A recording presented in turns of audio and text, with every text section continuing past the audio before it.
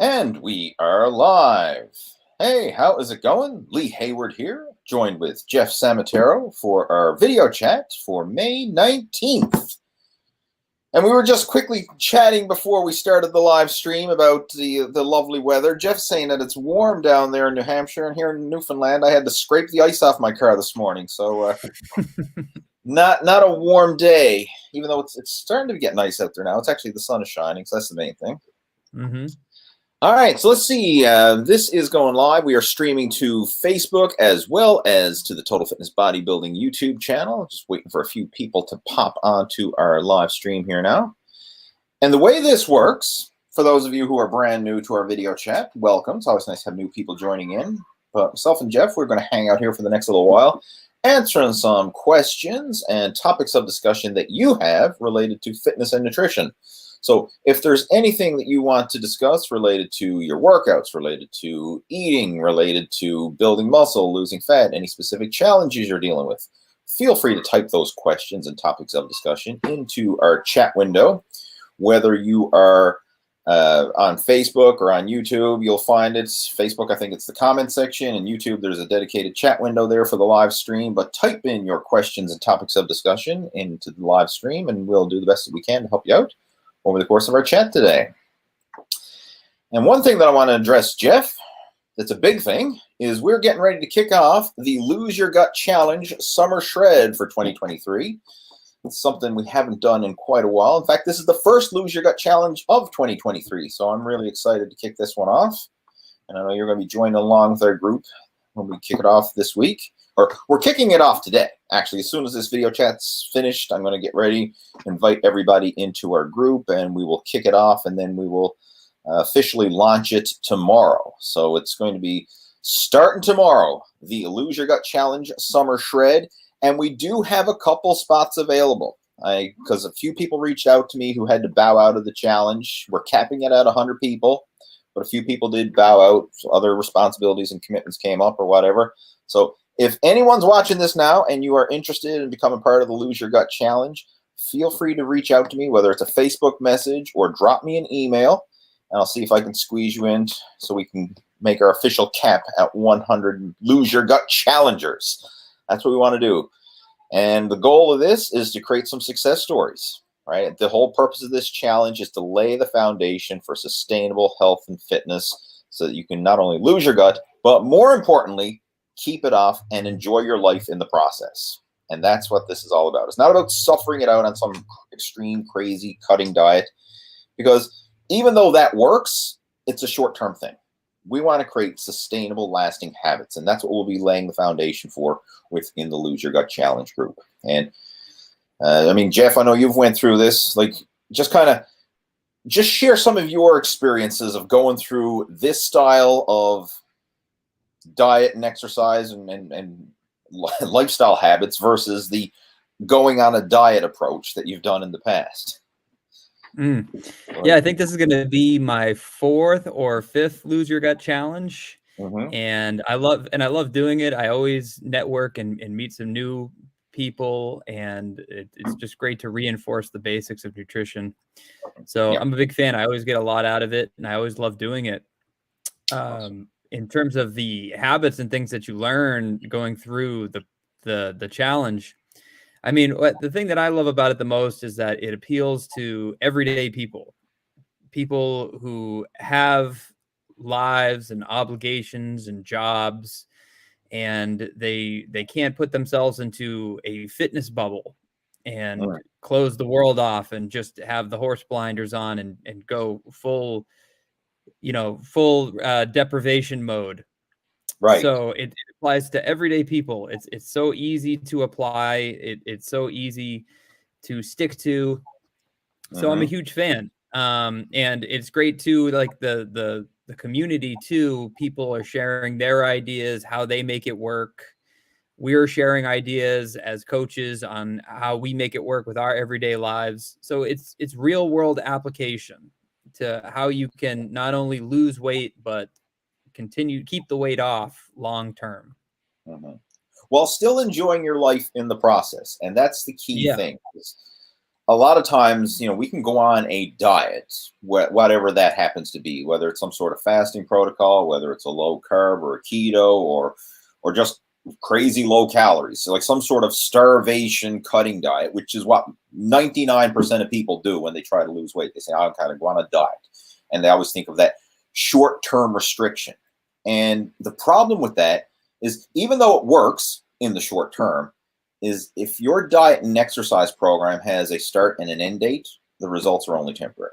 It has to be a lifestyle change in order for this to be a sustainable transformation. And that's what we're teaching here. And this is the whole thing within the Muscle After 40 Blueprint program is we have a 3-phase system. And phase 1 is what we call the metabolic reboot. And that's what we're going to go through in the Lose Your Gut Challenge. Is phase 1. We're going to show you how to achieve that metabolic reboot. And the goal is to establish sustainable habits and to improve your overall health and fitness and just get you feeling good. Get yourself healthy so that you can then lose weight and get in shape, versus trying to lose weight and get in shape in order to get healthy. It's kind of like the opposite approach, but we want to focus on the health, sustainability, and the enjoyment factor. Get that set in place first. And then once we have the foundation, if we need to step it up and incorporate some more advanced strategies, we can do that in the later phases of the program. And within the Advanced Muscle After 40 program, like seeing phase 1, the metabolic reboot. Phase 2 is the advanced fat loss, cutting phase. And then, of course, phase 3 is the lean gain body recomp. And I know you've gone through all those different phases, and you're in the third phase, the lean gain body recomp, where you've lost the body fat, you're at a level of leanness that you're comfortable with, and now you're focusing on improving muscle mass, athletic performance, while keeping that body fat low. And I know, like, how's that going for you? Because I know you've really stepped it up with the whole calisthenics program and that. So I always like to just touch base, like, how are things going with that over the past week? It's any new records? Any new personal bests or things? Yeah. Well, I didn't hit any PRs this week, unfortunately. That last week was my PR week. Right. As I was able to get my back lever, which I was very happy about. I've been working on that for a few months. Cool. But every day, I just try to make improvement on my program, on the exercises and the goals that I'm working towards. Nice. And I'm enjoying the process. I'm enjoying getting up every day and committing to it. It's fun for me. I love doing it. I love getting up and having that daily task, that daily movement. It really has improved my life tenfold, and I love sticking to it. It's great. And the step-by-step way that I went about it too has made it so easy at this point now. It's effortless. It's not like I get up every day and try to talk myself out of exercise or it's hard to stick to it. It's a part of my life now. It's my routine. Awesome. I love to hear that. I mean, it's really been a life-changing transformation, and that's the whole goal of the Lose Your Gut Challenge, is to create more of those sustainable transformations. So again, I'll be launching that group this afternoon. So everybody who's already registered, you'll be invited and to join the group. And like I say, once you're in the group, then we'll be taking it from there. But for those of you watching now, there's still a few places left. So if you are interested, reach out to me and let me know, and we can get you on board. Another highlight that I want to share now before we get into the Q&A and stuff. This past week, I had a bicycle race, a road cycling race. Did the Cove Classic, which is the second time I did this race, and I actually pulled off a win in the B category. And that was quite a challenge, and that's something that I've really been focusing on a lot. Thank you. Appreciate it. So that's something I've been really focusing on. And that's the cool thing about this journey, is like you can take it to where you want to go with it. It doesn't always have to be bodybuilding. And that's, for years, I was stuck in the bodybuilding bubble. Like I was just building maximum muscle strength, trying to be the big Gronk in the gym, just as big and as strong and as lean as possible. That was always the goal. And there's nothing wrong with that. I mean, I totally respect people who do want to focus on it.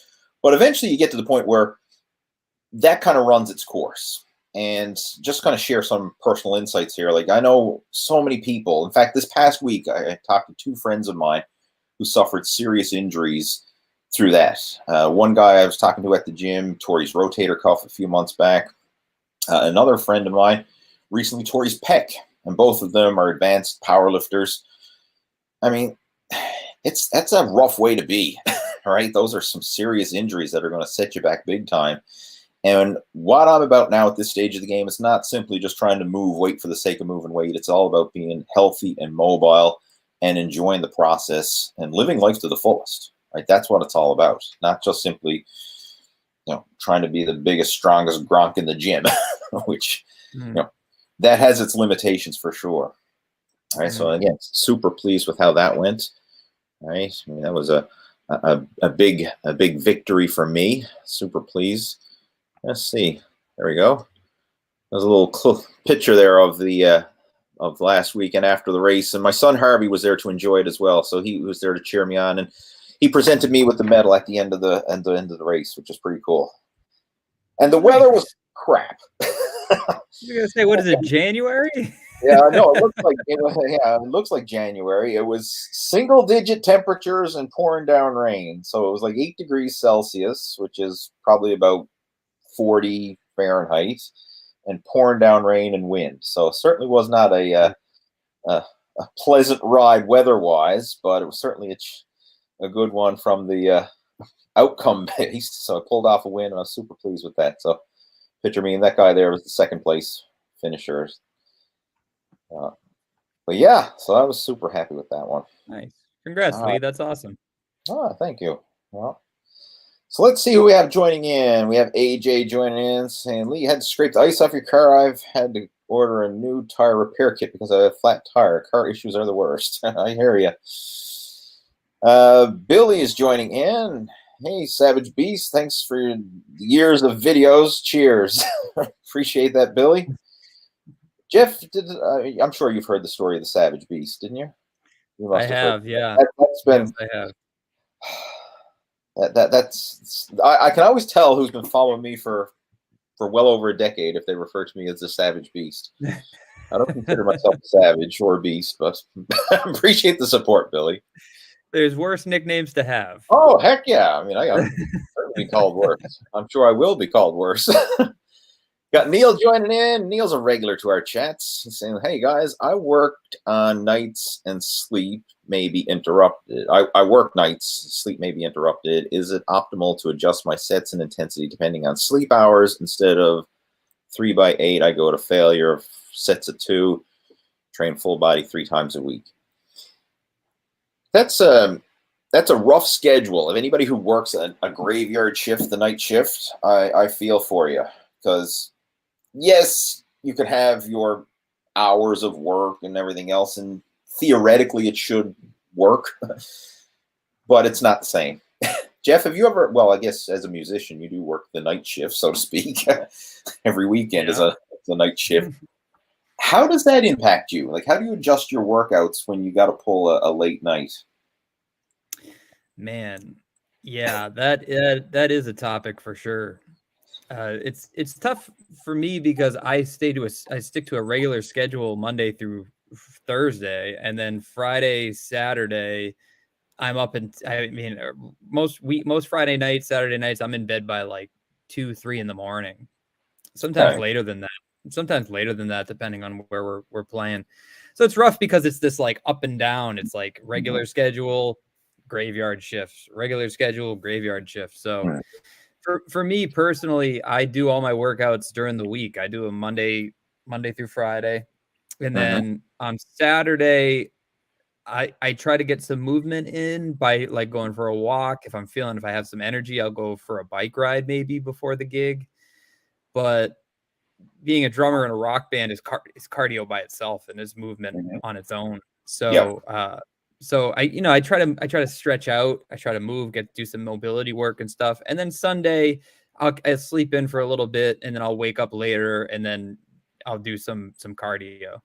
So, so it's tough, and I totally get the challenges that come with that, for sure. Yeah, for sure. And let's just going back to Neil's question there. So he's working nights, sleep.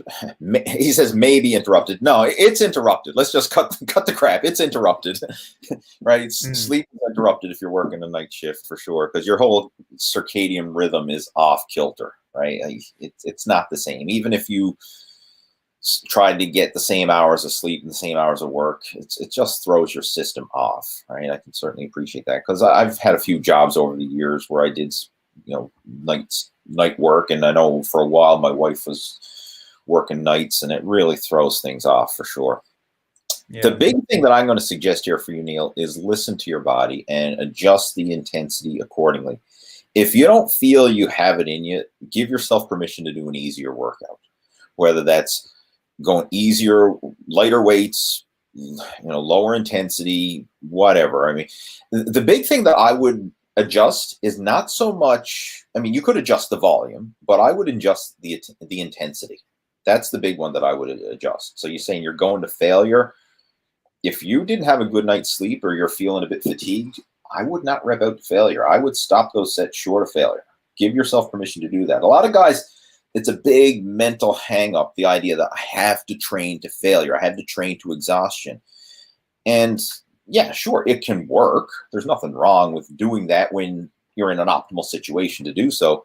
But that's something that should be done sparingly. Training to failure should be done sparingly. The majority of the time, you can actually do sub-maximal, meaning stopping your set short of failure, and still make good progress. And I bet, Jeff, even with your calisthenics program and stuff, you're not repping out to failure with that, are you? Not on most things. Sometimes obviously it will be a max effort, especially if you're trying to do a certain move or whatever. But I'm just thinking, you're not doing the typical bodybuilding where you're repping out to the point where you physically hit failure. No, because I've done that before. I did that with bodybuilding for a long time, where every set I would take it to failure, where I couldn't lift it anymore, and it's diminishing returns after a while. Yeah, it definitely impacts your next set for sure, but the day-to-day grind of going to failure like that, your body just gets destroyed, and in recovery, especially as you get older, recovery just becomes harder and harder. You need more rest. You need more time between things. It's you would actually perform better and you would make more progress, more strength gains, not going to failure, but leaving a rep or two in the tank. That don't train like a sissy, obviously. You still got to go in there and push yourself, but not to the point where you're shaking and the weight is just creeping up and your face is all purple and everything. There's a time and a place for that. I'll still do it every now and then on certain things, primarily isometric holds though. But not so much, not as intense as it used to be. And honestly, I feel way better than I ever have in my life at this point, way better than when I was doing the bodybuilding thing and doing that. I was tight, sore, felt like crap all the time. What's the point of being in shape and having good fitness if you're going to feel like you got hit by a truck every single day? Yeah, I can appreciate that. And this, when you look at a lot of advanced athletes training programs, they're not training to failure all the time. And even in the strength and powerlifting worlds, usually the only time a powerlifter will hit failure is if they're maxing out and they can't do it. They hit failure because they're attempting a new personal record or something and they miss the lift. But most of the time, they're stopping their set short of failure and actually racking the weight on their own, right? Even though they're lifting heavy weight, it's within their means and they're racking the weight on their own. They're not training to failure, all right? And this is something that I've really come to appreciate and learn as I've been following more endurance style training. I love different modalities of fitness because you can take elements from different types of fitness and utilize it, right? Almost like how Bruce Lee did it back in the day with taking different aspects of different martial arts and the best of this style and the best of that style and combine it into, his own unique style. So I've really learned a lot from different elements of fitness. From the endurance world, one thing that really stood out to me is the idea of polarized training. And I've mentioned this on our video chats before, where the majority of your training can be done at sub-maximal intensity. You're not killing yourself. You're ending the workout with energy in reserve. And then maybe 20% of the time is when you'll push it. But 80% of the time, you're ending the workout with energy in reserve. And you're only pushing yourself 20%. And when you have that polarized training where it's low intensity day and a high intensity day, you allow your body to recover, because if it's all high intensity, you burn out not only your muscles, your tendons, your ligaments, but your central nervous system and your ability to just function and feel good. Like you just feel like you're burning the candle at both ends, and you really need to listen to your body and adjust the intensity accordingly. So I would certainly, in Neil's case, go easier on the intensity on the days when you're not feeling it. And then on the days you are feeling good, hey, that's when you can push yourself, right? And it's nice to have a structured program in place where, like, okay, this is going to be an easy day and this is going to be a hard day, but you have to be flexible within that. And a prime example, like in my training leading up to this cycling race that I did last weekend, I had structured workouts. I actually followed a structured training plan utilizing polarized training, where the majority of my workouts were low intensity, and then I had a couple high intensity workouts each week. But if I wasn't feeling it, I had no shame in scaling it back. Like there were a few times I either had to switch it around, where it's like, man, I didn't sleep well the night before, I'm feeling extra tired or extra sore or whatever. I got to swap it out and just do a low intensity day. And that's fine. I did that several times. And there's no shame in doing that. Like consistency over intensity. That's the most important thing. And if you're willing to be flexible and adjust your workouts accordingly, you can be more consistent. Because if you're always going to failure, that consistency is not going to be there, because eventually you're going to have an injury. As I mentioned earlier, I had no friends one guy tore his rotator cuff, and he did that because he actually competed at the Canadian National Powerlifting Championships, and he didn't obviously scale up his training to high intensity leading up to that, and he didn't back off afterwards. So he was just push, rotator cuffs tore. Another friend of mine, blew his pec out, tore his pec. I mean, those are serious injuries, especially the pec tear, right? I mean, you're scarred for life with a pec tear. Like there's no way to make that look normal anymore. That's a serious injury, and it's going to hinder him for the rest of his life, unfortunately. So yeah, you got to think bigger, and not just, I'm going to kill myself in this one workout, to say, you know what? I'm in this for the long haul, right? It's not what I do today. It's what I'm able to do over the long term, like over the next year, over the next 3 years or 5 years, 10 years, like over the long term. That's what's most important. And you're never going to make that long term if you're not willing to be flexible and listen to your body. Let's see what else we got here. We have Roshan joining in. Hello, can't stay long on my way to work. Okay. Have a good day at work. Who else we got? We have a unique monkey joining. I think he joined us last week. Hello from Asia. Hi, welcome. Yeah, all the way from Asia. So we have an international audience, as we always do. We have Danny joining in. It's been a long time since I last watched your videos, almost 2 years, as I've been battling tennis elbow and motivation, but summer body is in progress. Good stuff. Hopefully that's in the recovery phase, because I know tennis elbow is another one of those nagging injuries that can certainly hinder your training. And, as we mentioned earlier, training to failure is certainly something that can aggravate that big time. Jeff, have you ever had that, tennis elbow or elbow tendonitis? Yeah, a little bit. What about as a drummer? Do you get any repetitive injuries like that as a drummer? Yeah, actually. And I was just looking down the questions, and I saw another one where somebody asked about hip soreness and hip pain. And I've actually been, for the past 2 years now, I've been dealing with a hip flexor strain that I developed while playing the drums. And it was when I was doing bodybuilding, it was like debilitating. I'm not crediting the bodybuilding for it. It was from drumming. But when I switched to a calisthenics program and I started working on compression work and doing like hip flexor raises and L sits and things like that, where you're really using your hip flexor, that soreness went away. So yeah, I mean, it was from poor technique. I have since hired a coach and worked on the correct mechanics to make sure that I fixed it, but the damage was done at that point. So I was going to see a physical therapist, and I was getting like dry needling done. Yep. and getting a bunch of different programs and things like stretching and everything, but nothing really ever seemed to work. It wasn't until I started working on strengthening the hip flexors where that started to improve. And also working on just my general lower body flexibility, which I think is a problem for a lot of people. So I don't think the drumming was maybe like, I think the drumming aggravated it.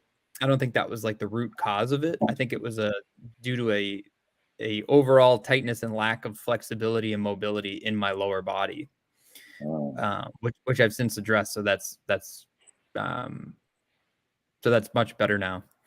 But yeah, I mean, it's notorious with instrumentalists, like tendonitis, wrist pain, finger pain, shoulder pain, especially instruments like violin where they hold up like that for like long periods of time. It's like every musician I know has some type of injury or something. Right. Yeah. Something like from the bodybuilding world, like you don't think of, injuries from you playing music, but everything, anything you do repetitively. And exactly. One thing I find what I focus on with my own training these days, because again, I'm not training for bodybuilding or powerlifting or whatever. I mean, I've kind of done that, been there, done that. What I focus on now is overall health and mobility. So when I'm focusing on my workouts, I always think of working opposing movement patterns. So like I'll do equal volume of pressing and equal volume of pulling for all the joints, so agonist and antagonist. So like if I do a horizontal press, I'll make sure to follow it up with a horizontal pull. Right? If I do a chest fly, I'm going to do a rear delt fly to follow it up. If I do a leg extension, I'm going to do a leg curl. If I do a bicep curl, I'm going to do a tricep extension. Like overhead press, overhead pull, like everything in balance, because I want to keep the mobility and flexibility in both sides. A lot of times injuries come about when people are doing more for one side or one movement pattern than another. And this is so common, especially like the common thing in bodybuilding and fitness, especially for, your average gym goer, is they overwork the muscles on the front of the body, the show off muscles, the chest, the biceps, the abs, all the stuff that they can see when they look in the mirror. And then they end up neglecting the back of the body, the rear delts, the upper back, spinal erectors, glutes, hamstrings, all these, the posterior chain. And by training all that stuff in balance and proportion, very often can minimize or help to, treat, some of these repetitive movement injuries that people get. Yeah. Yep. All right. I found two, and I got to say this in closing because I got to take off, but okay. I found too that I've made my most strength gains when I start working on muscle groups that I have neglected. So like things like rear delts or upper back or glutes, tibialis, hip flexor, like muscle groups like that nobody ever or that most people don't prioritize. Once I start prioritizing those, then all of a sudden like progress starts being made in other areas. It's crazy how that works. It's crazy how the whole body is really connected. It makes perfect sense when you think of it from a logical point of view, because like view it like a chain. Like, I mean, yeah, you could have strong links in that chain, but if you have one weak link, again, as they say, the chain is only as strong as its weakest link. So instead of making the strong links stronger, let's focus on bringing up those weak links. And when you do that, then everything improves. Yep. Yeah. 100%. Sure. All right, Lee. Well, I got to get going, but thanks so much for having me. Yeah, well, I'm glad you could join in. I know it was a short one for you, but I'm going to hang out here and answer some more questions that are coming through because we do have a fair number. But enjoy yourself. And again, I always ask, where are you playing tonight? I'm playing in Ludlow, Vermont tonight. Ludlow, Vermont. All right. Well, if any of you watching this or happen to be in Ludlow, Vermont, and you want to go out for an evening of entertainment, the Conniption Fits are playing. That's right. It's going to happen one of these days. Somebody's going to come up to me and be like, I saw you on the live stream. Yep. That's it. It's going to happen. All right. Well, you have a good one. And I look forward to chatting with you throughout the Lose Your Gut Challenge, because I know you'll be jumping in and helping out throughout the group there. So have a good one, Jeff. Take care. All right. Thanks, Lee. Bye. All right. Over and out, buddy. All right. I'm going to keep this going because I know we got a lot of people on and a lot of questions coming through. So let us see. Where are we to now? Saposh think I know I'm butchering your name, but it looks like Saposh. If I pronounce it as it spells, says he's looking forward to the 5-day challenge, which is starting tomorrow. Awesome. I will be accepting you and everyone else into the group literally within the next couple hours, because as soon as I finish up this video chat, I got a little bit of administrative work to do on my end, and then we'll be kicking off the group, launching it live, accepting everybody in, and then tomorrow is when we have our official kickoff for the 5-day Lose Your Gut Challenge Summer Shred. And let me just share what this is all about. Like, this is a virtual coaching program where we're going to lay the foundation of habits with regards to nutrition, training, mindset, and sustainability, and kind of like laying that foundation so you can achieve a sustainable fitness and fat loss transformation. For full transparency, no one's losing their gut during the 5-day Lose Your Gut Challenge, right? It's a 5-day coaching program that's going to teach you what you need to do in order to lose your gut, but it ain't going to happen in 5 days, right? I mean, I'm not a miracle worker. I wish it could happen in 5 days, but it ain't going to happen in 5 days. But by applying the techniques and strategies and everything that you learn over the next 5 days, you'll be able to then take that and apply it over the next several months and achieve some very impressive results. As you'll see, several of our coaching students have certainly done that by applying what they've learned throughout the 5-day Lose Your Gut Challenge. And if you want more advanced coaching afterwards, then you can certainly reach out to me and discuss coming on board with our Advanced Muscle After 40 VIP coaching program. And that's the reason why I do this. Like, I'm launching the Lose Your Gut Challenge, obviously, to help a lot of people and provide some valuable information here. But, you know, some people are saying, well, what's the catch? Why are you doing this? Why are you offering a Lose Your Gut Challenge group, right? Well, the whole idea is I know by going through this challenge and getting a taste of what we have, like a trial, if you will, a taste of what we have to offer, there's going to be a certain number of people who are going to want to have more advanced coaching afterwards. And if that's something you're interested in, then we can certainly discuss that. But there's no obligation. So anybody who's going through the Lose Your Gut Challenge, hey, feel free to go in there, soak it all up, take advantage of what we have to offer, maximize it. And if that's all you want, that's cool. But for those of you who want more and want to be able to come on board and, like Jeff has done, become a before and after transformation and really maximize this, then that's what the whole Muscle After 40 VIP coaching program is for. So if that's something you're interested in, feel free to reach out to me and we can chat about it. All right, let's see what else we got here. We have, and just got a question. It says, I am switching to powerlifting. I want to be strong without looking strong. I want to be strong without looking strong. Okay, you want to go under the radar. Can I do all the same exercises as bodybuilding, just with heavier weights, or a proper powerlifting program? You know, that's actually a good question, because even though there are similarities with bodybuilding and powerlifting, you know, you're both lifting weights, there are some key differences. They're two totally different sports. That's almost like trying to say basketball and soccer are the same because you have two teams and you have a ball, and the goal is the objective of the game is to score as many goals as possible.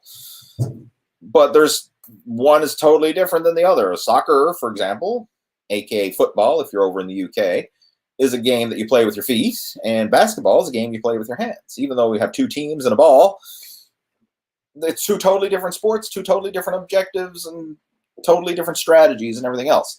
Same applies with bodybuilding and powerlifting. Even though with bodybuilding and powerlifting, we're lifting weights in the gym, they're two totally different sports. In bodybuilding, the goal is to use the weights as a tool to build your muscles and to build an impressive physique. In powerlifting, the goal is to use your muscles as a means to move the most weight. So even though there are similarities, there's some massive differences. And it's not just simply lifting heavier. It's not just simply doing all your bodybuilding exercises heavier. Like, that will get you to a certain degree of progress, but that will quickly plateau. And if you keep doing that, it'll eventually lead to injuries. You need to follow a structured powerlifting program, and it's totally different. It's not just simply, you know, going like a maniac and lifting as heavy as possible. So if you are truly serious in powerlifting, you should find a powerlifting coach who can train you, and ask around in your local area. Like, ask around at your local gym, ask around at the local supplement shop or wherever, or get on Facebook and start searching for powerlifting in your local area. And I'm sure you'll be able to find some people who are powerlifting coaches who can help you with this. But it would be such a valuable investment of your time and money and energy to have a coach take you through it, teach you the proper way to lift, because the technique in powerlifting is totally different than the technique in bodybuilding. Again, in bodybuilding, you're lifting to place maximum stress on the muscles. In powerlifting, you're lifting to maximize leverages so that you can move the most amount of weight. It's different. Like a bodybuilding bench press is different than a powerlifting bench press. A bodybuilding squat is different than a powerlifting squat. It's even though there's some similarities, there are some key differences. So if you are truly serious about that, then you would be best to find a powerlifting coach who can help you. But again, that's a key point, because a lot of people think, oh, powerlifting is just lifting heavy weights. It's just bodybuilding, but heavier. But no, it's not. There's two totally different sports. What else we got there? Robert is joining us. Have you had hip soreness? What would cause that? I have had hip soreness, and the cause of hip soreness is going to vary for everybody, depending on what the heck you're doing. But chances are it's from some sort of repetitive movement injury, most likely. Or it could have been a significant strain. Like maybe you were training legs and you just went extra heavy and you ended up pulling or straining some tendons or ligaments. Like you really would need to dissect it and go deep, because I mean, who knows what's causing that hip soreness? It could be arthritis, right? It could be tendons or ligaments or something. It could be a muscle strain. If this is something that's bothering you, the best thing that I would recommend is to see a physiotherapist and someone who's used to working with athletes and people who work out, and get them to assess you and see, try to diagnose what it is that you've got done and offer some advice as far as rehab and everything else. But as far as the cause, I have no idea. It depends on what the heck you did. Like, I know one time, it was a few years back now, I had a sore hip that lingered for months, but that was caused from a wipeout that I had on my bicycle. Right? I had a crash, and when I came down, I hit twisted my hip in a certain way, and that just caused pain for literally months afterwards. Sometimes I get pain in the hips if I'm training too darn heavy, like if strained at squatting or leg pressing or something along those lines. So it might have been a gym injury. It might have been an injury outside the gym. Who knows, right? But, it could be an impinged nerve. Like there's so many things that could potentially be causing this. But if that's lingering and it's something that's, lingering on more than just a few days, I would recommend getting some professional advice and getting it checked out, either by a physiotherapist or someone who can do a deep dive and assess your situation and figure out how they can help you. Who else we got there? It's interesting. Kit, I think that's how I pronounce your name. Lee, I've been following you for over a decade. My heart breaks to see you lose so much muscle mass. Could we see the old Lee again anytime soon? I have no desire to get as heavy as I have in the past. Back in my heaviest, I was 240 pounds at my heaviest, at 5'6", which is quite heavy for 5'6", but that was not a healthy weight. Because, I was at my all-time strongest and everything else. But as far as overall health and fitness, it was not good. Like, my blood pressure was high at that weight. My cardio conditioning was crap. I used to get winded climbing a flight of stairs. My flexibility and mobility was not good. I mean, I had a big squat, bench, and deadlift, or at least the biggest it's ever been for me. But everything else sucked. Right? Like my overall health and fitness and everything else sucked. So now that I've lost a lot of weight, like right now I'm under 200 pounds. I'm in the mid 190s. My body weight range is from like 195 to 200, in that range. And that's kind of like a nice comfort zone for me. And I have no desire to get any bigger than that. In fact, if I could lose weight, I would love to. Right? I don't want to get any bigger. My main objective now is to be healthy and fit and have good overall stamina. And like I said, focusing on cycling. Of course, anybody who's familiar with cycling, bigger ain't better. Smaller is better. So I'm trying to focus on that instead. And it's all about health and longevity, not just simply being the biggest, strongest gronk in the gym anymore. So as you get older, things and priorities change, and health being a big one. And simply just having excess mass for the sake of excess mass is not healthy. And this is something that a lot of people don't realize, but when you see big bodybuilders, even though they have a lot of muscle on their frame, that can cause a lot of health issues, just the same as someone who has a lot of weight from excess body fat on their frame. Like, prime example, a lot of big athletes, bodybuilders and powerlifters and football players and anyone who's really big, a lot of them suffer from sleep apnea because all that mass is compressing their airways. A lot of them have high blood pressure. A lot of them have heart issues. Right? A lot of them, even though they're big, strong guys, they're not necessarily healthy at that weight because excess weight creates a lot of stress on the body. Plus, that's also that stress accumulates on the joints over time because you have to load, your joints are always loaded with carrying around that weight. So even though it looks cool, and I mean, I've been a bodybuilder for years. I started competing in bodybuilding when I was 17 years old, and I've done multiple shows over the years. It's not something that I pursue now, right? So I've kind of graduated to overall health, fitness, and longevity versus simply just being as big and strong as possible.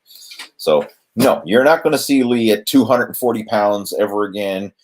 Hopefully.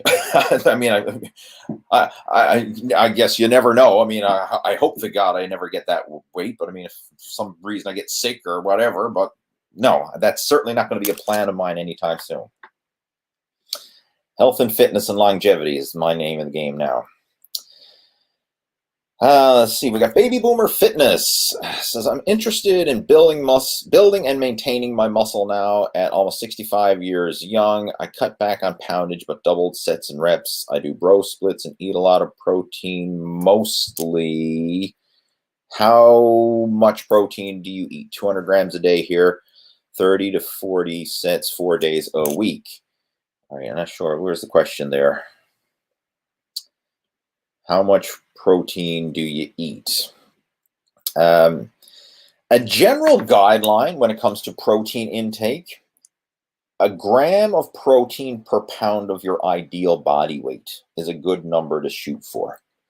So if you're trying to lose weight, whatever your target weight is, a gram of protein per pound of that ideal weight is a good benchmark to shoot for. It doesn't have to be exact.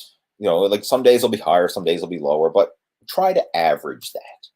So in my case, I'm shooting for about 190 grams of protein per day. Some days it's more, some days it's less. I don't stress over it, but I'm in the ballpark. I mean, that's where I shoot for. And with protein, it's better to have frequent, smaller meals throughout the day. So space it out, because protein, you don't store it, well, you do store it in the body. You store protein in terms of your muscle tissue. That's your stored protein, if you will. So if you go for long periods of time without protein, especially people who follow like an intermittent fasting type of protocol, when your body needs amino acids and needs to utilize that, and you're going through a fasting protocol, guess what it's doing? It's catabolizing your muscle tissue to get the amino acids it needs. So if you want to remain in an anabolic state and optimal health and fitness and athletic performance, frequent smaller feedings of protein is ideal throughout the day. So every meal should have a serving of protein. I'd recommend at least 30 grams of protein per meal or more, ideally, and just space it out throughout the day.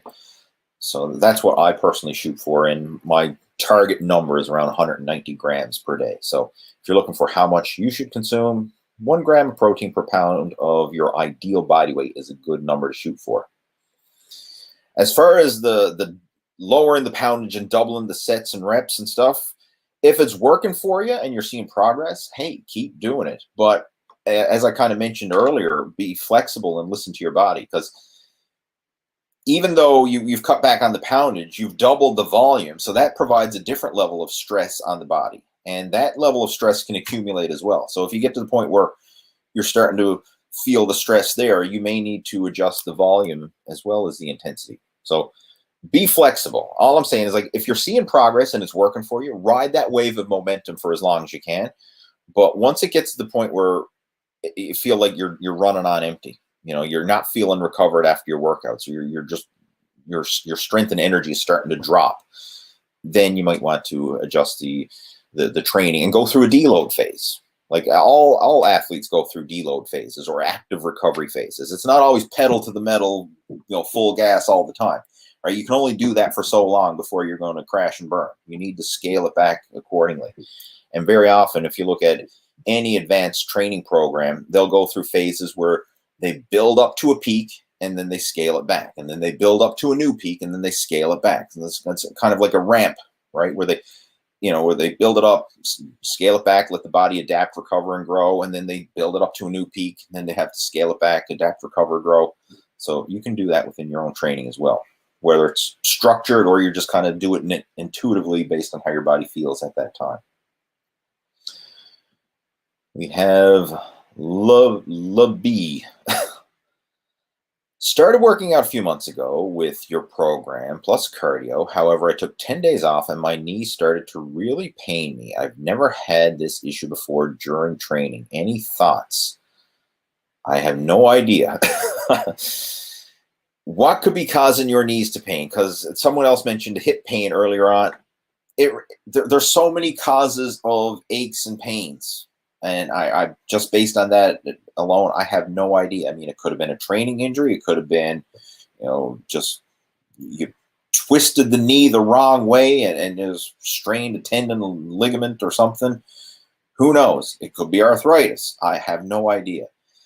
My advice in this situation is if you can do some light movements, preferably try and do different exercises that don't place too much strain on the knee and see if you can kind of build it back up again. Easy, gentle movement is usually the best way to rehab any injury. Low intensity, gentle, frequent movement. And sometimes I've had knee injuries in the past, and that's how I would rehab them, is lower volume, lower intensity, just kind of going through the motions, but do so very frequently, like even literally daily movement. Like one time I remember, this was a few years back, I injured my knee doing some martial arts.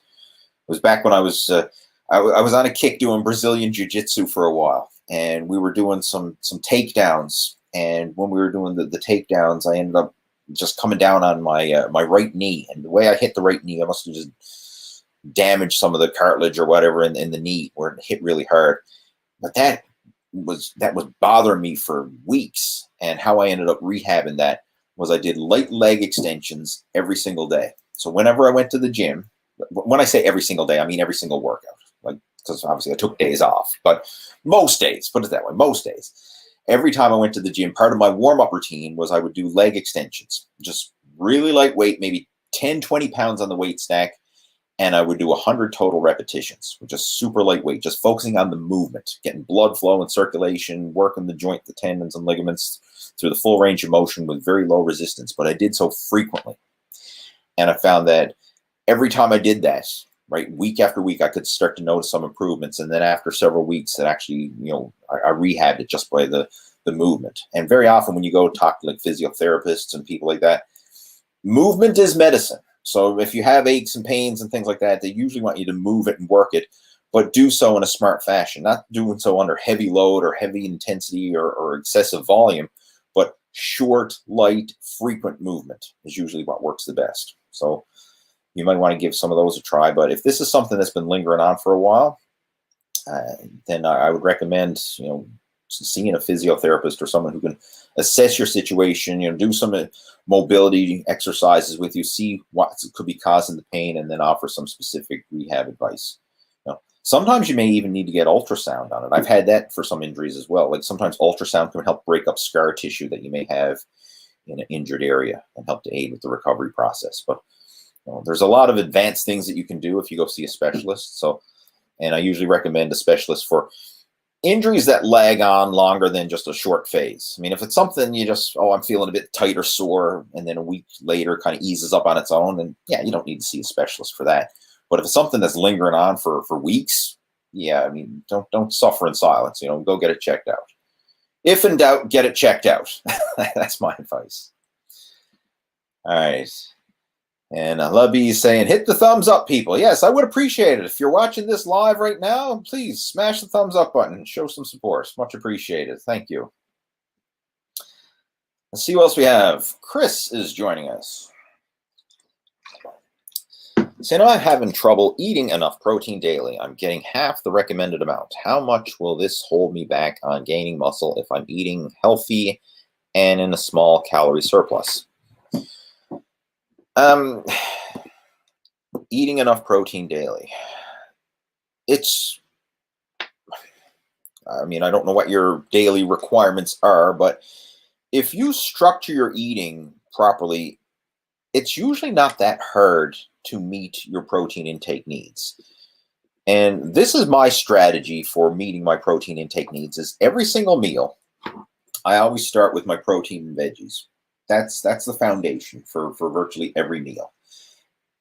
And when I say protein, I mean that could be solid food protein, so like meat, chicken, fish, eggs, dairy, something along those lines. But I always make sure to have a solid food source of protein, and then some veggies, whether that's a salad or stir-fried vegetables or steamed vegetables or something. But I always think protein and veggies, like that's my foundation for every meal. And when I start with that, I'm filling my belly up with the nutrient-dense foods that it needs, and then afterwards, then I fill up on the filler food. That's when I'll have my complex carbohydrates and whatever else afterwards. But I always have the protein and veggies first.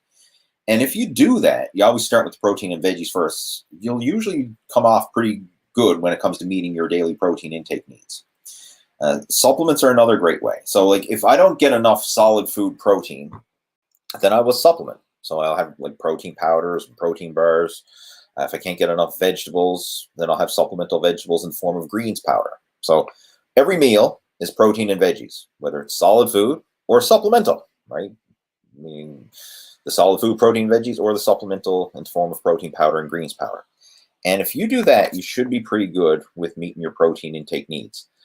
And the thing you have to realize too is it's a ballpark range. Like some days you're going to eat more. Some days you're going to be hungrier and it's going to be no trouble to hit your protein intake needs. Other days you may just not have the appetite and you don't feel like eating. If you don't feel like eating, don't force feed yourself, right? Like that's learn to listen and be in tune with your hunger and fullness signals. Like your body will tell you when it needs more, and it'll also tell you when you don't need more. So if you come to the end of the day and like, oh, I didn't hit all my macros today, but you're full, then hey, that's fine. End the day like with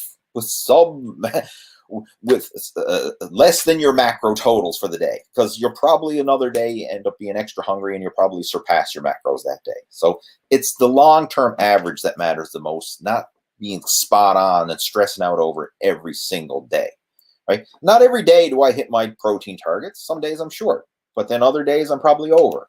But as long as you're kind of like, you average it out over the long term and you're good enough, but good enough consistently, you can still make it work.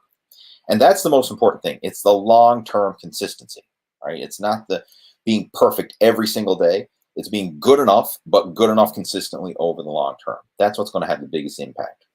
And this is where a lot of people stress themselves out, because they're always trying to be perfect every single day. And yeah, you may be able to do that for a few weeks. You may be able to do that for a few months, but eventually that the stress of trying to be perfect is going to burn you out. And then it's like, oh, I can't be perfect. Well, screw it. If I can't be perfect, if I can't do it all, then I'm not doing anything. And this is where this all or nothing trap comes from.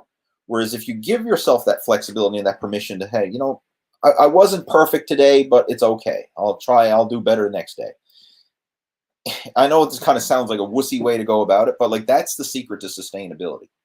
And this is something that we're really going to do a deep dive in within the whole Lose Your Gut Challenge, is letting go of that all or nothing mindset and focusing on this good enough, but good enough consistently mindset. And it's truly a game changer. So as long as you're prioritizing protein with each meal, you should be on the right track.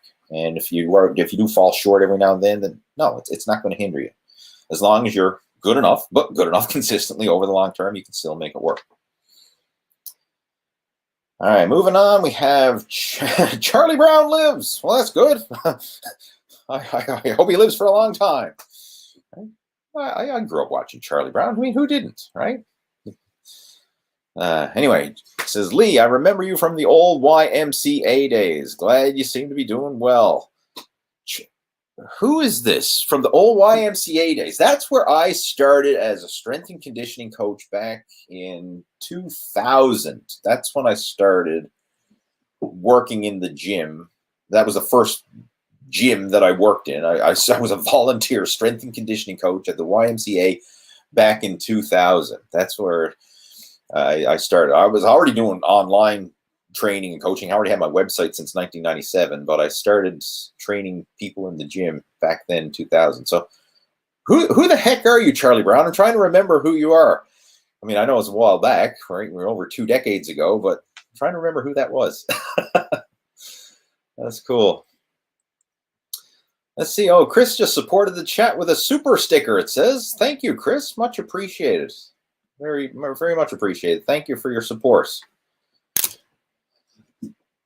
See what else we have there. Charlie Brown, where are we? I'm missing on there now. I lost my spot then. When Chris gave me the super sticker support, it threw off my chat window there. So I got to find my place again. Where was I? All right, we were talking about Charlie Brown. There you go. Okay, close Charlie Brown. Chucko. Thanks, Lee, for the tips. Yeah, you're welcome. Glad to help you. If you do have any questions, feel free to chime in. Neil saying, thanks, guys, for the feedback and the wonderful insight. Have a great weekend. Will do. You too, Neil. Enjoy. And we have a Postalis from Greece. Welcome to the video chat. Glad to have you joining in. I know you're a regular to the chat. I recognize the name, even though I'm probably butchering it. I'm good at butchering people's names. You know, if it's not the simple name like a John or a Bob or a Bill or a Ted, I'm not good at pronouncing names. And guys, please like. Yes, please throw up a thumbs up if you do enjoy the video chat. Much appreciated. All right, here's a good question. Liam's asking, is 30 too old to get huge? And I'm going to say, heck no. 30 is, let me step back a bit. The best time to start working out was like in your teenage years.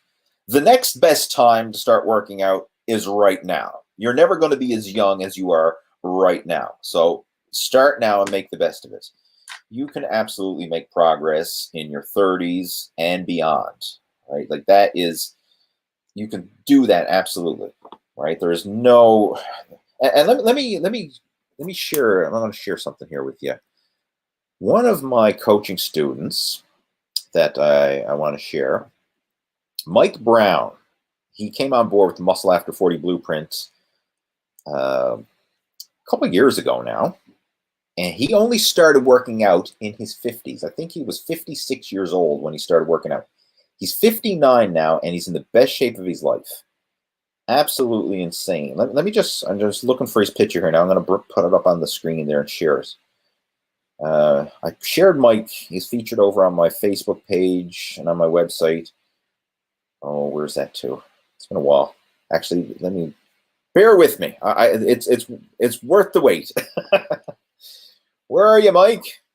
Let me see. Photos. Let me see. Scroll through here. Mike. I got to share this because Mike is an inspiration. There he is. There's Mike's picture. Okay, I'm going to share this on our stream.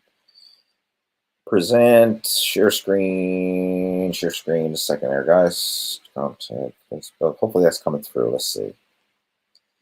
Yep, there we go. This is Mike Brown, right? He started working out at age 56, and now he's 59 and in the best shape of his life. So if he did it in his 50s, you can do it in your 30s, right? Like you're never too old to start. Within reason. I mean, obviously, if somebody's like, 89 years old, no, they're probably not going to get ripped and jacked at 89. But if you're in your 40s, you're in your 50s, even if you're in your 60s, you can still make progress. Like progress is always possible. So by all means, like use this as inspiration. I mean, if he did that at 56, he's like this first picture, he was 56 years old, never lifted weights before.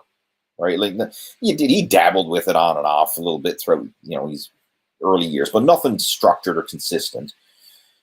But that is after 3 years of consistent weightlifting, consistent training, coming on board with the Muscle After 40 Blueprint, and following a system. And like when Mike came on board, I got to say I really respect him because he's one of these guys who's he admits he has this OCD, this obsessive compulsive component to him.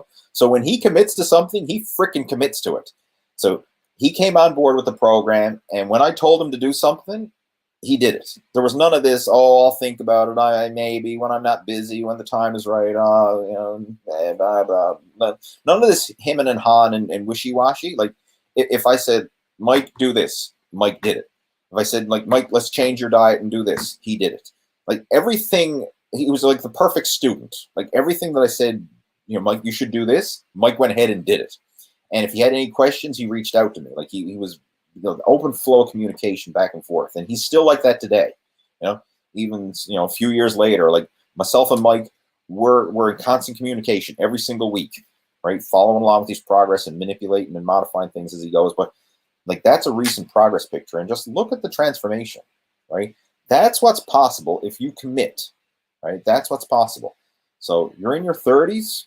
Hey, commit to the process. Like, instead of hemming and hawing, like, oh, am I too old? No, freaking do it. Like, 30 is not old anymore. Like, I know when I was a teenager, I thought 30 was an old man. Now that I'm in my 40s, heck, I wish I was back in my 30s again. Like, even 40s are not old. And look at Mike, 50s are not old anymore. Like, you can make progress, into your 50s and beyond. So again, I just wanted to share that. Right? It's downright impressive what's possible. And Mike's going to be part of the Lose Your Gut Challenge group again this year. Mike always does our Lose Your Gut Challenge. Even though, he's at the advanced stages of his training, he still comes back so that he can master the basics, because he knows the fundamentals that we cover in the Lose Your Gut Challenge are going to help take things to the next level for him. So, I mean, he's always open to learning and growing and improving. All right, where else were we? Let me see. Yeah, that was Kevin's support there with the super sticker. Thanks, Kevin. Much appreciated. Where else was I? Trying to find my spot. I lost my spot again. Where was it?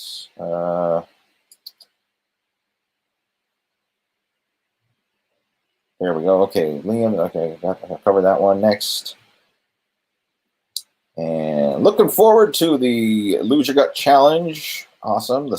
I call it the Lose Your Gut Challenge Summer Shred. That's what it's called. We'll be kicking this off literally within about 2 hours. So those of you who are following along, all right, already registered for the challenge, we've been in communication, whether it's through email or private messages or whatever, you'll be accepted into the group like literally within the next 2 hours.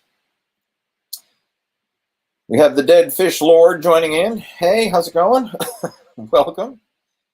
We have a Spider Moose. We have some wonderful usernames here. What's up, Lee? I'm doing great. Hopefully you're doing well.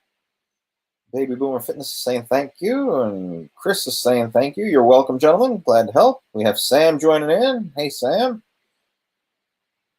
Meal prep's always a good way, Chris. As Danny's responding to Chris's question there. Let's see what else we got. I've been lifting on and off since my early 20s. I've been more dedicated since I turned 30. Now that I'm no longer depressed, hoping to get huge, I know what I want, striving to get huge. Awesome. All right, we already discussed Liam's question, but yeah, go for it, man. Like, 30s is not old. 30s is like the prime time to really maximize things. Like, a lot of people hit their natural strength and muscle maturity and all that in your 30s, right? That's a good time to really push yourself, I think. Thank you, Lee, for addressing my comment. I was aiming for 10,000 steps per day, and I think I might have done a bit too much. However, I love your training program and felt so good after. So that if you have some knee pain, just a repetitive movement of 10,000 steps. Like, 10,000 steps is a lot. I know that number gets thrown around a lot these days, like people with their step counters and stuff. Like somebody, oh, I'm doing 10,000 steps. Well, I'm doing 15. I'm doing 20,000 steps. I'm doing 30,000 steps. I'm doing 100,000 steps a day. People are throwing out these step numbers. Like, that's a lot of freaking walking. Like, what's 10,000 steps? Is like 5 miles or something. Like, it's a lot. Like, it's not something to be taken lightly. And that's one of the things I find. Like, a lot of people throw these numbers out. Like, yeah, it's great to strive to do that, but that can be a lot. And one strategy that I recommend for anybody who's doing a lot of cardio is to mix it up. So low impact cardio, higher impact cardio, different movement patterns. So in my case, for example, my main form of cardio these days is cycling. And I love cycling because it's easy on the body in general. Like it's still a hard exercise, don't get me wrong. Like cycling is you certainly build up your cardiovascular system and it can be an intense workout, but it's easy in terms of there's no impact, right? There's no jarring on the joints like with running or even walking for that matter. Like if you're doing 10,000 steps a day, like that's a lot of impact on your joints. Your feet hitting the ground 10,000 times. Like that's a lot of impact. So I like to do cycling as my primary form of cardio, but I'll mix it up. Like sometimes I'll go to the gym and I'll do the cardio machines there, whether it's the treadmill or the rower or the spin bike or the stepper or the elliptical or whatever cardio machines you have available at your gym, like take advantage of them so that you can utilize different movement patterns. Swimming, another great form of cardio. Like it doesn't always have to be the same thing. It doesn't always have to be walking 10,000 steps. Like you can get your activity through other forms. And back when I was competing in bodybuilding, like this was one of my strategies to be consistent, was always varying the type of cardio that I did.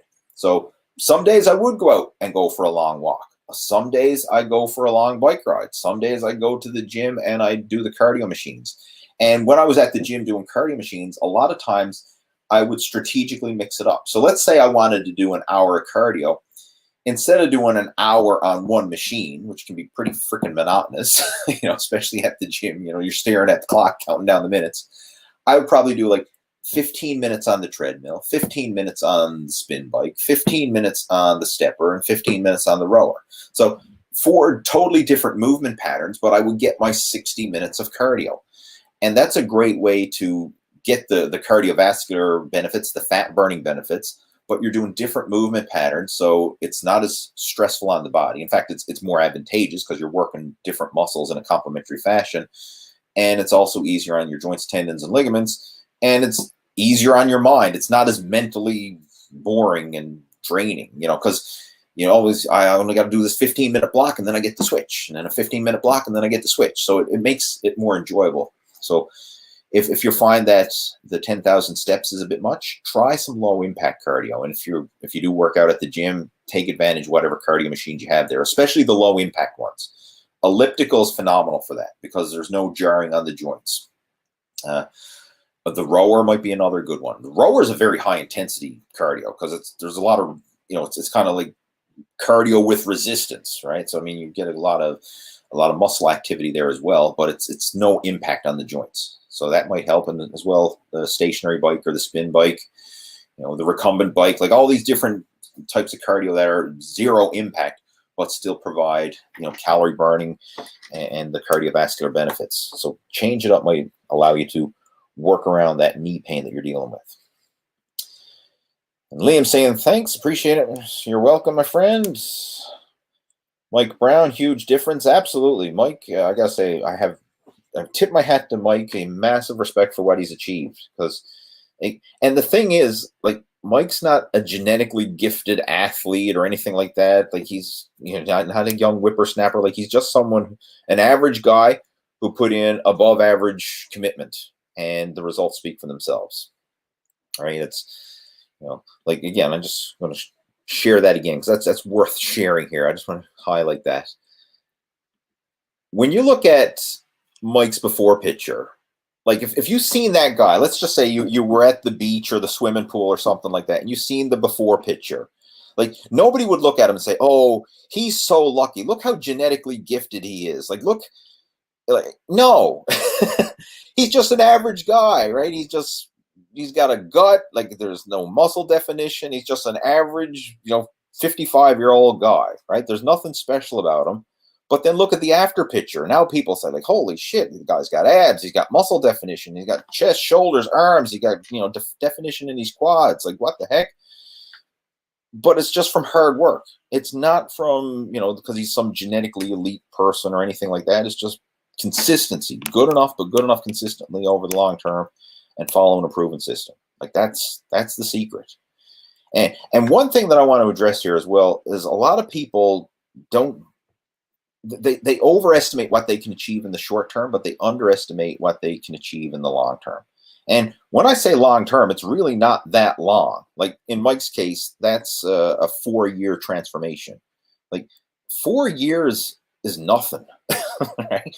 Like my son is 6 years old now, and obviously in his lifetime, 4 years is a massive time frame. But when I look at him, like it's nothing. It's a blink of an eye, right? I can remember when he was born, and I was, he's just a little baby in my arms, and now like he's 6 years old running around. Like it's a blink of an eye to me, but a lot of people don't realize, how fast time flies. And in Mike's case, I mean, I can remember when he reached out to me, back when he was in that before picture phase. And it doesn't seem that long ago, but just because he was consistent over the past 4 years, I mean, like, look at the transformation. It's impressive. So consistency over the long term. And when I say long term, I'm only talking like a few years, right? You can make a life-changing transformation. And then just think of how his life is going to be impacted now into his 60s, 70s, and beyond because of what he's achieved here. I mean, like he could have kept going down the path he was on, with potential health problems, like he had high cholesterol and some health issues and stuff that he wanted to correct, or he turned things around. Now he's cholesterol and his blood pressure and all these health markers are in check, and he's in the best shape of his life. Strength wise, muscle definition wise, energy wise, positive outlook wise. I mean, like it's literally a night and day transformation, and that's my goal, is to create more of those before and after success stories like Mike, and that's the whole reason why we're doing the Lose Your Gut Challenge again. Yeah, it is a huge difference for sure. Let's see what else we got. Lee, this is so funny, but you have a doppelganger here in Ireland, and some of your pronunciations sound so Irish as well. Maybe you have ancestry over here. There's a lot of Irish descendants in Newfoundland. Yes, I mean, I actually did the that ancestry thing where you do your DNA tests and see where your heritage and lineage is from, and yeah, it all comes from my background is all primarily over in the UK when I did it, so yeah, there's a lot of Irish descendants here in Newfoundland. Where else we go? I've never been to the UK before, though. I would love to go over there. That's a place that I have on my bucket list of places to visit. I'm not going for the weather, even though it's probably better than here in Newfoundland. We have similar weather, except Newfoundland gets colder. Sam is joining in. It says, "You're so knowledgeable. Thanks, Coach. I didn't join this group to give others a chance to join the challenge. I'm applying your teachings." You know what, Sam? If you want to come on board with the Lose Your Gut Challenge again, because I know you've went through it before, you're more than welcome to come on board. And as I mentioned earlier, we do have some spots available because a few people bowed out of the challenge. And we'll squeeze you in. Like, if you want to come on board with it, just reach out, drop me a message or whatever. You're more than welcome to come on board. All right. All my current coaching students are going through it again. Like, that's one thing I always encourage, like, go through the Lose Your Gut Challenge. It's so valuable. I mean, obviously we want to get some new guys in there as well, but we have room, right? If you want to come on board, reach out to me and I can invite you into the group this afternoon when we go live with it. Danny is joining in. It says, "Free diving is really good too, or just diving in the pool." Diving is really good. I'm not a diver myself, but I'm sure it is. But swimming, I know, for one thing, is a fantastic exercise. Obviously, swimming, low impact, total body. And of course, it's a great practical skill to have as well.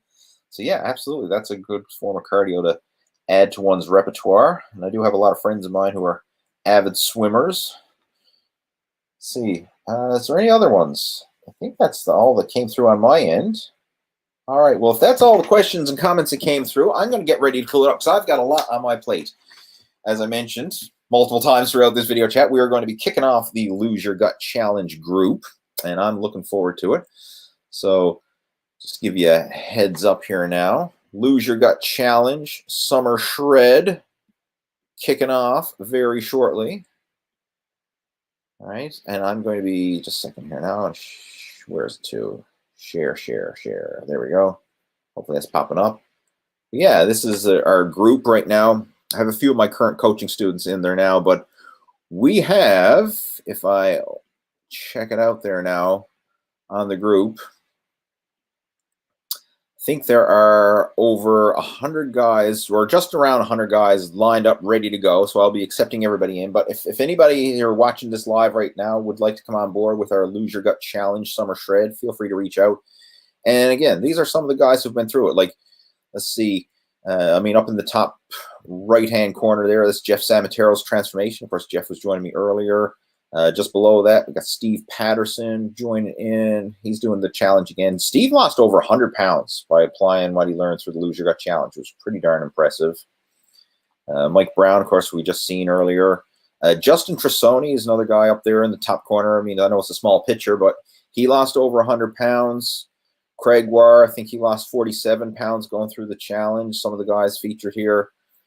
Paul Miller, I mean, he lost 70 pounds after having a heart attack in his 60s. So, I mean, like we had someone message, I think it was Liam saying, can you work out or build muscle in your 30s? Paul started working out in his 60s. Mike started in his 50s. So, you know, you're not too old. Right? In our advanced group, the Muscle After 40 group, like, it's primarily geared to men over 40, but we do have some in their 30s as well. Like, you know, there's a few guys. We even have a couple that went through the program in their 20s. And for full transparency, the younger you are, the better it works, because you have youth on your side and your body's, your hormones and everything are more optimized when you're younger, and your body can recover faster, you know, so your body just responds better the younger it is. But even if you are in your 40s, 50s, 60s, or beyond, you can still make progress. I mean, we've had guys in their 70s go through the program and make progress. Now, obviously, the level of progress that someone's going to make in their 70s or in their 60s is not the same as someone in their 30s or 40s, but it's still progress. And that's what you need to focus on. It's personal progress. It's not like it's a competition or a race to see who can make the best gains or whatever. It's like, be the best version of yourself. And that's what this is all about. So again, if you're interested in coming on board, reach out to me, let me know, and we can get you on board. And with that being said, I'm going to clue it up. So thanks again for tuning in. Thanks for the questions and comments and feedback. Much appreciated. Oh, excuse me. I'm going to get ready and clue this up. And we'll be doing another live Q&A like this next Friday. You know, it's usually around the same time. It may vary a little bit depending on our schedule, but it's always somewhere around 1 to 2 p.m. Eastern time on Friday afternoons. And I always post a notification in advance on my personal Facebook profile, as well as on the YouTube comments tab and the community tab there. But keep an eye on that for our next live Q&A. And if you do have any questions that you want to submit in advance, you can also do that. You can email me. My email and my Facebook account is down in the description below. A lot of people sometimes submit questions for our video chats in advance, so you can feel free to do that as well if you want to make sure that your question gets answered during our next one. And I'm going to clue it up, guys, and I will be talking to you next week. Have yourself a great weekend, and take care. Over and out. And the broadcast.